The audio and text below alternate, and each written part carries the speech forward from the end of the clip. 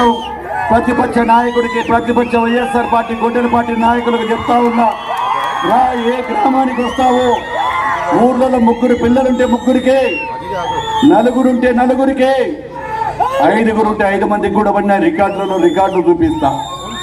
ఆయన మాజీ శాసనసభ్యుడు చెప్తా ఉన్నాడు, నేను ఎక్కడ టీవీలో చూసే వీడియోలోనూ ఎక్కడ ఇచ్చినారు 9,000 ఇచ్చినారు 6,000 ఇచ్చినారు. ఆరోపణలు సరికాదయ్యా, నువ్వు ఆరోపణలు చేస్తే సరిపోదు, సాక్ష్యాలు చూపించు. అది బీసీ జనార్దన్ రెడ్డి మాట ఇస్తే, ఒక్కసారి మాట ఇస్తే బీసీ జనార్దన్ రెడ్డి ఇచ్చిన మాట నిలబెట్టుకున్నాడని చెప్పి ఈరోజు వాటర్ ప్లాంట్ని కూడా ఓపెన్ చేయడం జరిగింది. రేపు రాబోయే ఎన్నికలలో ఏ పార్టీ అయితే బాగుంటుంది, రేపు స్థానిక ఎన్నికలు రాబోతా ఉన్నాయి. ఆ ఎన్నికలలో అభివృద్ధిని చూడండి, మాకు ఓటు అడిగే హక్కు మాకుంది. ఈరోజు గొడ్డల పార్టీ వారికి ఓటు అడిగే హక్కే లేదు వాళ్ళకు. ఎందుకు లేదంటే మీరు అభివృద్ధి చేయలే, మీరేం లేదు, రాలే, ప్రజలకు ఏం చేయలే. నేను చేశాం కాబట్టి తెలుగుదేశం పార్టీ చేసింది, అభివృద్ధి చేసి ఓట్లు అడుగుతా ఉన్నాం కానీ మామూలు అడగలేదు.